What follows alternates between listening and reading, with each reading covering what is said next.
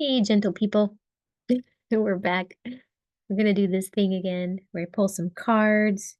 Maybe, actually, wanted to take a peek at the Lionsgate chart for today and kind of see what's even going on. I every year, okay, let me backtrack a second because I follow Matthias De Stefano, who has talked all kinds of stuff about basically just look him up and you're going to find all of his information. And that way I don't have to tell you who he is. He's interesting. He's a fascinating guy. But he talks about the day out of time or the days out of time. And I guess that just happened. And then we pop out from the days out of time. It's kind of like the end of the year, days out of time, and then the new year. And it's kind of an interesting new year because it's like according to what calendar. And uh, so I still am curious about that. Like, where does this come from and whose calendar is it that's out of time and then restarts? So, more research on my end for me to know, but maybe you want to know too. But either way, that aside, the reason that I bring that up is because I feel like I get to this point in August and suddenly the internet places are all like ablaze with like Lionsgate and talking about portals and just all of that. But on a personal level, I almost kind of feel like I get a bit of a restart around this time. So there's just like something has changed. Like I feel like every year around this time I turn to the next chapter of whatever I'm like internally going through. And I'm not sure if this is the case for you guys also. Maybe you two do some, checking in with yourself to see how does Lionsgate land with you? What do you know about it? I'm intrigued because so many of these different things, like we just kind of decided one day that August 8, 8, is important. And we all like it and we all care. And then, it's associated with lions because then we've got, the sun is literally in the constellation Leo right now.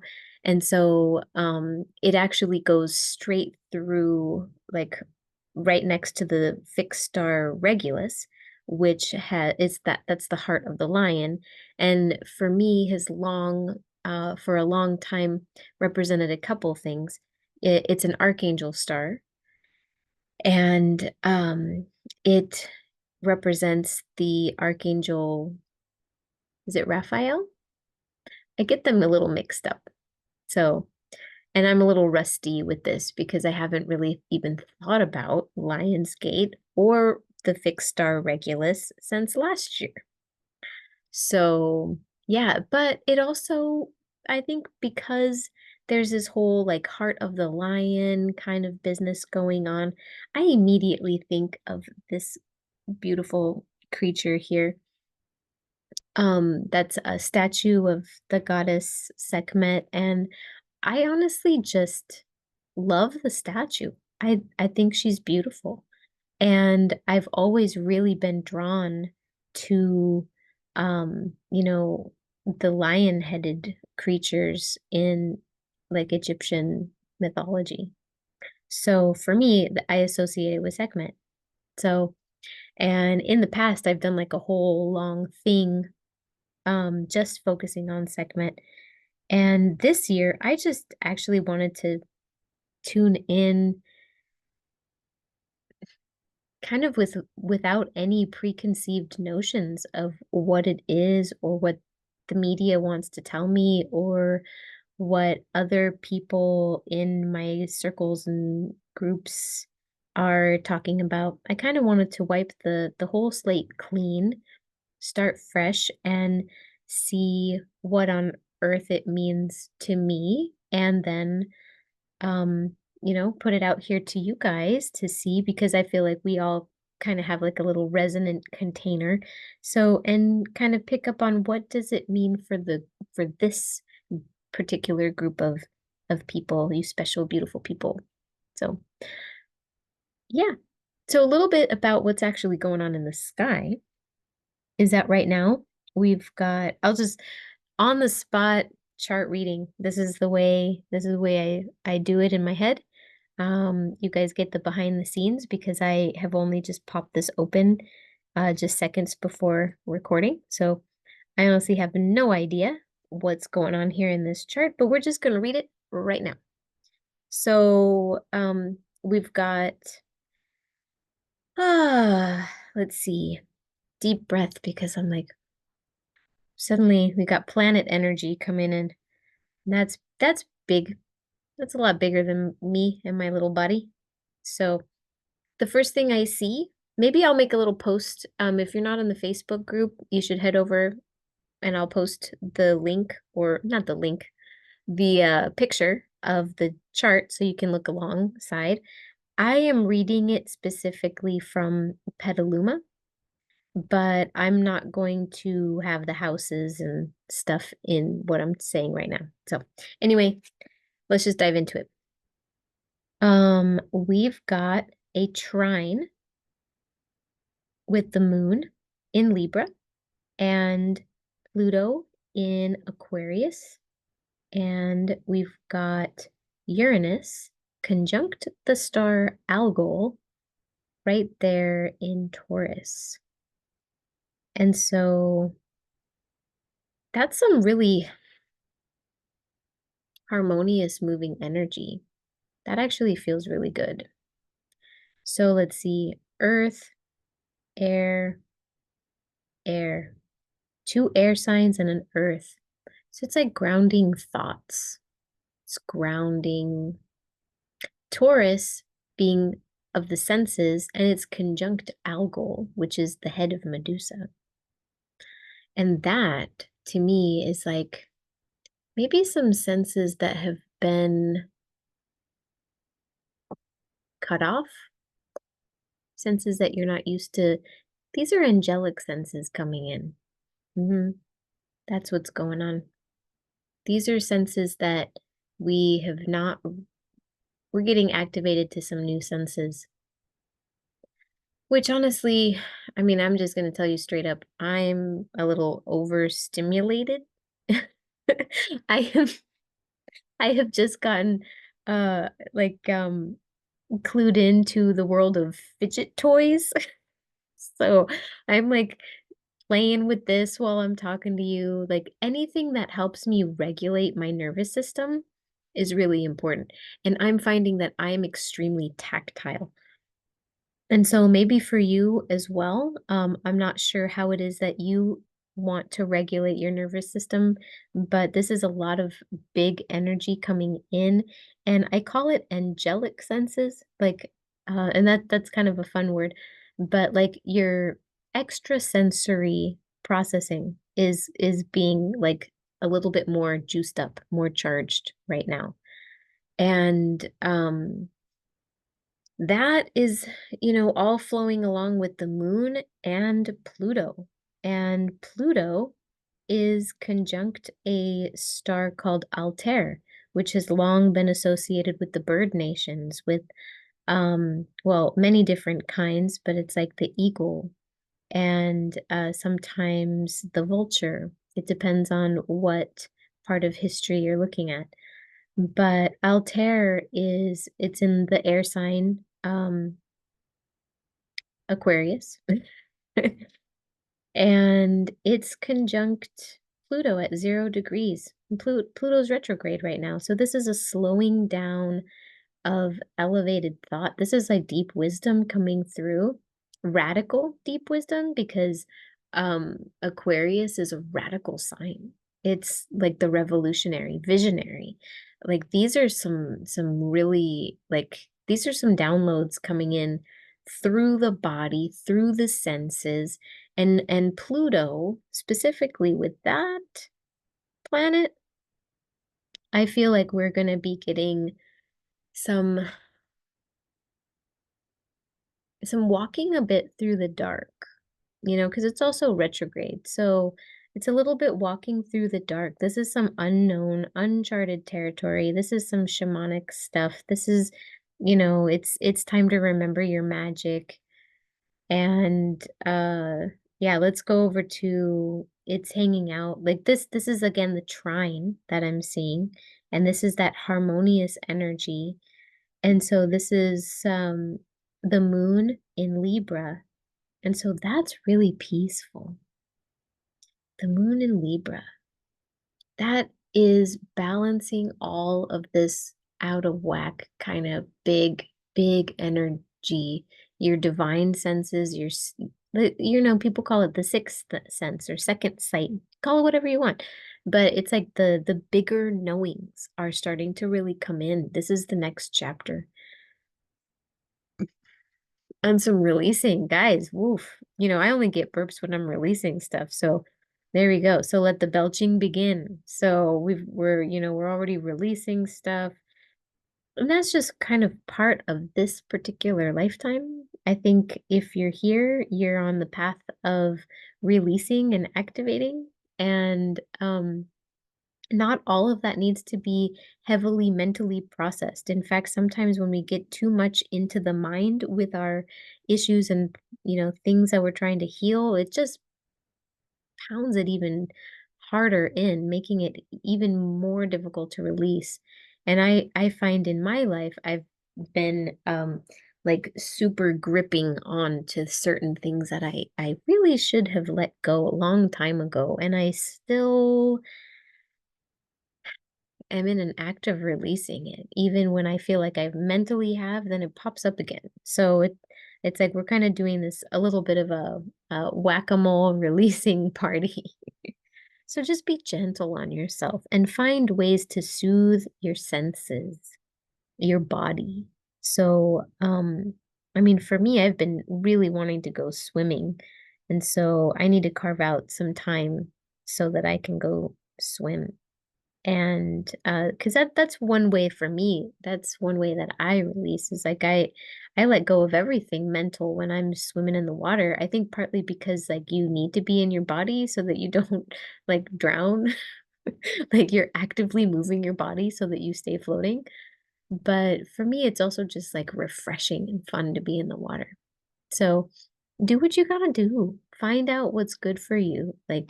And that's gonna be a little different for everybody. Maybe one of you guys, it's like a sound bath in a garden, or, a bath, or writing 25 pages in your journal. Like, I don't know what it is, and then burning it. Because, like, we're all gonna have different ways of releasing stuff. But this energy is actually moving so smoothly through. So it's like it comes in through the senses. Our mind starts to process, but we start to move it through. And since this is the moon, this could actually bring up maybe some tears because it's in Libra. So it could also be releasing through like tears. And that's okay. Those are very refreshing. So, if you haven't had a good cry, just, give yourself some space to do so. And you don't even have to know about what it is. It doesn't really matter. Don't think about it. Just let the tears go and relax. Easier said than done, right? Oh my gosh. Okay, what's interesting though is that we've also got all of this energy. Like I said, again, I'm gonna post a picture of this so that you know what I'm looking at. So it's not just like, I'm just spouting stuff to you. But we have also got a kite formation. And the way that I like to look at the kite formation, it's interesting because my last reading was about a kite formation in somebody's chart. So it's kind of the direction that we're headed with all of this energy. So we've got this beautiful trine, but then now imagine, the trine now has a little hat on it. And that is the part where it's like flying in a location. So that that hat or that tip of the kite is hanging out with Neptune. It's Neptune and the North Node. This is the direction of us moving towards our inner mystic, our inner knowing it. And it's in Pisces, 29 degrees Pisces retrograde too. So that's like, wow. Is it Pisces or is it Aries? Yeah, 29 degrees. I want to make sure that I'm right on that. Hold on. Let me zoom into the little numbers down here. Let's see. That was Neptune, 29 degrees Pisces. Okay, just making sure that I wasn't like looking at that and it was actually an Aries. So, yeah, so we've got that. It's like this is the last little bit. This is the deepest knowledge that Neptune can bring. So these downloads are epic. These are big, really, really, really big. And so it's okay if you don't process it all at once. In fact, this is the beginning of the chapter. And so, you don't know the end of the chapter until you get there. And that could be, I mean, some books, they take their sweet time to get to the end of a chapter. Could be like 50 pages or something by the time you get to the end, or it could have two, you know? But since this is retrograde, this is going to be a long chapter. And so this could be, the rest of the year that we're in these downloads, in these graceful knowings that are coming in through the body, the mind, and then released out through the emotions. And again, with the moon, this is also some past life stuff. This is old, old stuff. Yeah, because the moon is actually conjunct the south node. The south node is past lives, ancient history, ancient knowings, ancient subconscious. And so some of these things that we're releasing, actually, we don't have any story attached to because we don't remember them because they're so old. So if there's things coming up around, like, let's say that you've got a deep fear around, I don't know what it is, just, you know, you've just got some fears going on that keep popping up. Maybe it really has to do with scarcity or, being alone or, I don't know. Um, these are some old things that maybe, you've had several lifetimes where you had nobody to rely on and you literally were doing it all alone. But that was an old fear. That was an old life. That was one where you already went through the struggle and the pain of being completely alone, but this is a brand new life. And so you're holding on to that feeling like you still have to be alone now, but you don't because that was an old life. You already did that. You already learned that lesson. In fact, it's no longer a lesson. You're just hanging on to it too strongly. And so that's the part where we're releasing through the body and the emotion. And with the Pluto at 0 degrees um Aquarius conjunct that beautiful eagle star, Altair, that right there is going into the higher mind, going into the wisdom, not processing everything through like analytical, this is where the talk therapy is probably not going to work so well. This is more of a somatic therapy approach where you get some actual body work done because stuff is coming out through the body and not through the mind. So, yeah, that's kind of what I'm seeing with the chart. There's so much more. But, as with everything, these are infinite holographic portals of time, and you could answer any question uh, with with these different. I kind of see it as it's such an incredible tool having astrology. So, and I'll tell you a story, guys. Like this is something that I have always been interested in.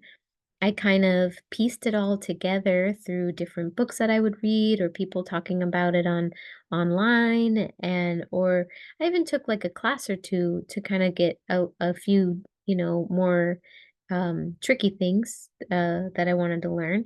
But I've never been a good student. I'm not an academic person. In fact, I didn't think that I'd ever be able to read a chart. And then one day it all just clicked into place somehow. And I am still pretty mystified by the fact that all these numbers and squiggles and um, symbols actually mean something. And it's just kind of amazing.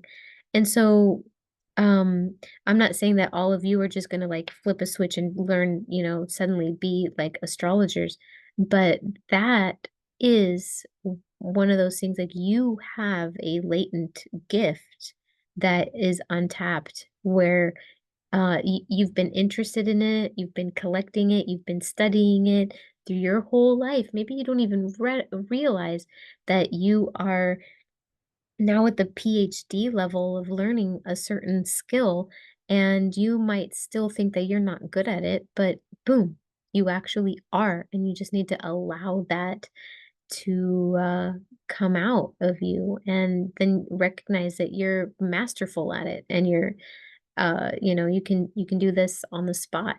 And so for me, that happened to be learning how to read charts. And so it was really fun to kind of try this out. I wanted to see something new. Yeah, so I think maybe I will just have this be a standalone thing.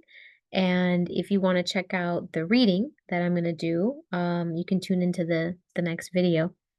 But let's just see how this goes, Do you guys like these on the spot astrology readings to see what's going on with the energy and how the stars and planets are playing with us? So, we're all tied into this together. And so when we're living our lives and you know the planets are doing their thing, we're all connected. And in a broader sense, I feel like, the cosmos responds to what it is we are searching and seeking. So, the cosmos out there is reflecting back exactly the energy that we've been needing for this whole year. And I think a lot of that is slowing down the mind, getting back into the body, getting back in touch with our emotions, but not getting stuck in the emotions, if that makes sense. So, like, feeling your emotions, but feeling them more on a sensory level. Allow them to not take up so much mental clutter and breathe deep with whatever it is that is ready to go. And then welcome in this amazing freaking stuff that's coming in, because the stuff that's coming in is exciting and bold and magic. All of these things. Uranus, Moon, Pluto, Neptune, those are some very psychically attuned planets. And pretty much all of them have to do with receiving messages from your divine self. So, all right. Let me know how this lands. I'm very curious. I want to know if you guys appreciate this. Like, is this something that I should do more of? Because I had some fun, and it also helps. Yeah, now I can actually sit with this Lionsgate in a more meaningful way to me. And so, yeah, let me know. Okay, I'm gonna move on to the reading. If you want to tune into that, I will see you over there. All right, bye. Let's see how to end this. Everything changed around. Blah, blah, blah. Bye.